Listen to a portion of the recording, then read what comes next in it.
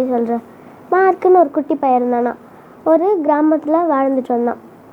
அந்த வில்லேஜ்லேயே அவன் தான் ரொம்பவே சந்தோஷமான உற்சாகமான ஒரு பையனாக இருந்தான். அவனை எல்லாருக்குமே ரொம்ப பிடிக்கும். எப்போவுமே சிரிச்ச முகத்தோடையே இருப்பான். ரொம்ப உற்சாகமாக இருப்பான். ஒரு நாள் என்ன பண்ணால், அவனோட தாத்தா வீட்டுக்கு போனான். அவனோட தாத்தா வீடு ரொம்ப ஒரு மேடான ஒரு இடத்துல இருந்துச்சு. ஒரு ஓடைக்கு கொஞ்சம் மேலக்கா இருந்துச்சு. அந்த இடத்துக்கு போய் அவங்க தாத்தா கிட்ட ரொம்ப நேரம் பேசிட்டு திடீர்னு அவருக்கு ஒரு டவுட் வந்து அவங்க தாத்தா கிட்ட கேட்டான். தாத்தா, நான் எப்போவுமே சந்தோஷமாக இருக்கேன், உற்சாகமாக இருக்கேன் அப்படின்னு ஊர்க்காரங்களாம் சொல்கிறாங்க. நான் இப்படி சந்தோஷமாக இருக்கேன், ஒரு நாள் திடீர்னு நான் சோகமாயிட்டேன்னா அந்த சோகமானதுக்கு என்ன காரணமாக இருக்கும் தாத்தான்னு கேட்டான். உடனே அந்த தாத்தா ரொம்ப நேரம் யோசித்து பார்த்துட்டு, அது சொல்கிறேன், அதுக்கு முன்னாடி எனக்கு ஒரு ஹெல்ப் பண்ணணும்ப்பா தம்பி. நான் ரொம்ப வயசாகிட்டேன், நான் ரொம்ப வீக் ஆகிட்டேன், எனக்கு ஒரு ஹெல்ப் பண்ணணும் தம்பி, எனக்கு பண்ணுவியான்னு கேட்டார். உடனே அந்த பையனும் ஓகே தாத்தா என்ன சொல்லுங்கன்னு சொன்னோடனையும் தாத்தா சொன்னார், என்னோடய வீட்டுக்கு பின்னாடி ஒரு தண்ணி சேர்த்து வைக்கிற ஒரு பெரிய ட்ரம் மாதிரி ஒன்று இருக்குது, கீழே உள்ள ஓடையில் போய் நீ தண்ணி கொண்டு வந்து அந்த ட்ரம்மை ஃபில் பண்ணணும்னு சொன்னார். அப்படி நீ பண்ணினா உனக்கு 20 காயின்ஸ் கொடுப்பேன்னு சொன்னார். உடனே அந்த பையனும் 20 காயின்ஸா, 20 காயின்ஸுமே எனக்கு தானே, எனக்கு 20 காயின்ஸ் வேறு தேவைப்படுதுன்னு சொல்லி உற்சாகமாக கீழே இறங்கி போய் ஓடையிலேருந்து ஒரு வாட்டி தண்ணி கொண்டு வந்து அந்த தாத்தாவோட வீட்டுக்கு பின்னாடி இருக்க இடத்த ஃபில் பண்ணிட்டான். திரும்ப வந்து தாத்தா கொடுங்க தாத்தா, நான் எல்லாத்தையும் ஃபில் பண்ணிட்டேன்னு சந்தோஷமாக வந்து 20 காயின்ஸ் கேட்டான்.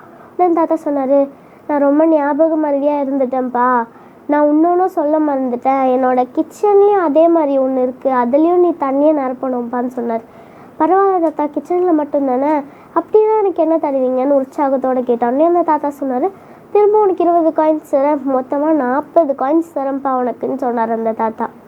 உடனே திரும்ப அதே உற்சாகத்தோடையும் சந்தோஷத்தோடையும் அவன் கீழே ஓடைக்கு போய் தண்ணியை கொண்டு வந்து அவரோட கிச்சனில் இருக்க பாத்திரத்தையும் ஃபுல்லாக நிரப்பிட்டான். திரும்ப லைட்டாக டயர்ட் ஆகிட்டான். ஆனாலும் அவனுக்கு காசு கிடைக்க போதேன்னு சொல்லி உற்சாகத்தோடு அந்த தாத்தா கிட்ட ஓடி வந்து சொன்னான். தாத்தா, அதையும் நிரப்பிட்டான் தாத்தா, இப்போ கொடுங்க தாத்தா எனக்கு அந்த 40 காயின்ஸுன்னு கேட்டான். உடனே திரும்ப சொன்னார், மார்க் தம்பியே, என்னை மன்னிச்சிரு, நான் இந்த கிழவன் ஆகிட்டனால எனக்கு ரொம்பவே ஞாபக மறதி அதிகமாகிடுச்சு, என்னோடய தோட்டத்துலேயும் அதே மாதிரி ஒரு பாத்திரம் இருக்குது, அதுலேயும் நீ ஓடையிலேருந்து தண்ணி கொண்டு வந்து நிரப்பிடு, ஏன்னா நான் ரொம்ப வீக்காக இருக்கேன், வயசாகிடுச்சுன்னு சொல்கிறார். உடனேயும் அதே உற்சாகத்தோடு அந்த உற்சாகமும் சந்தோஷமும் அவனை விட்டு போகவே இல்லை. அதே உற்சாகத்தோடு கீழே அந்த ஓடைக்கு போய் தண்ணி கொண்டு வந்து அவரோட தோட்டத்தில் இருக்கிறோட அந்த பாத்திரத்துலேயும் நிரப்பிட்டு அந்த டைமில் 3வது வாட்டி அவன் திரும்ப மேலே ஏறி வரும்போது ரொம்பவே டயர்டாகவும் சோகமாகவும் ஆகிட்டான்.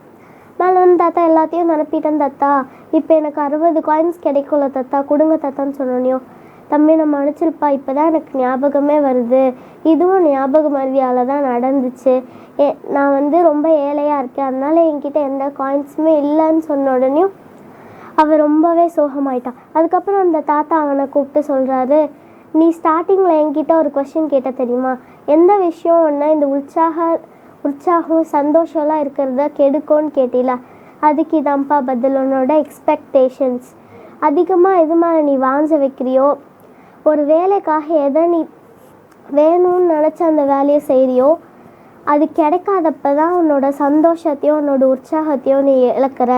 அதனால் எந்த வேலை செஞ்சாலும் நீ எந்த எதிர்பார்ப்பும் இல்லாமல் செய்யணும், அப்போ தான் உன்னோட சந்தோஷத்தையும் உற்சாகத்தையும் உன்னால் தாங்கி வச்சுக்க முடியும்னு சொல்லிட்டு மார்க்குக்கு அந்த 60 காயின்ஸு கொடுத்தார். அதே மாதிரி தான் நம்மளும் ஏதாவது வேலை செய்யும் போது எந்த எதிர்பார்ப்புகளோ எக்ஸ்பெக்டேஷன்ஸோ நம்மளுக்கு ரிட்டர்ன் கிடைக்கும்னு செய்யக்கூடாது. எல்லாத்தையும் நம்ம முழு மனசோடு செய்யணும்.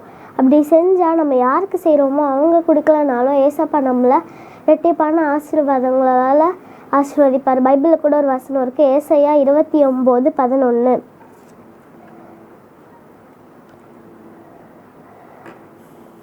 அதே மாதிரி நம்ம எந்த எக்ஸ்பெக்டேஷன்ஸும் இல்லாமல் மற்றவங்களுக்கு வேலை செய்யும் போது நம்மளுக்கு ஏசப்பா நிறைவான ஆசீர்வாதங்களால் நிரப்புவார். ஏசாயா 29:11. நீங்கள் எதிர்பார்த்திருக்கும் முடிவை உங்களுக்கு கொடுக்கும்படிக்கு நான் உங்கள் பேரில் நிலைத்திருக்கிற நினைவுகளை அறிவேன் என்று கர்த்தர் சொல்கிறார். அவைகள் தீமைக்கல்ல, சமாதானத்துக்கு ஏதுவான நினைவுகள். அதனால நம்ம யாருக்கு என்ன செஞ்சாலும் எந்த எதிர்பார்ப்புகளும் இருக்கக்கூடாது. அப்படி நம்ம நிறைய எக்ஸ்பெக்டேஷன்ஸ் அவங்க மேலே வச்சுட்டோன்னா அது கிடைக்காதப்ப நம்ம ரொம்ப சோர்ந்து போயிடுவோம். அதனால என்ன செஞ்சாலும் நம்ம எதிர்பார்ப்புகள் இல்லாமல் செய்யும் போது ஏசப்பா நம்மளை ஆசீர்வதிப்பாங்க. இது கிட்ஸ்க்கான ஷோ. உங்கள் வீட்டில் உள்ள குட்டீஸ் கிட்ட சொல்லி கால் பண்ண சொல்லுங்கள். நீங்கள் கால் பண்ண வேண்டிய நம்பர் 7667316316.